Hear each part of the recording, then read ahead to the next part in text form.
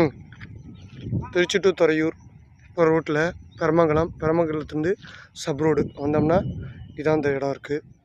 பார்த்திங்கன்னா புளியா மரத்துலேருந்து பக்கத்தில் ஒரு கேணியிலேருந்து அங்கே வந்து போஸ்ட் கம்பம் தெரியுது பார்த்திங்களா, 4வது போஸ்ட் கம்பம். அங்கே மொத்தம் ஃபுல்லாக 2.5 ஏக்கர் இருக்குது.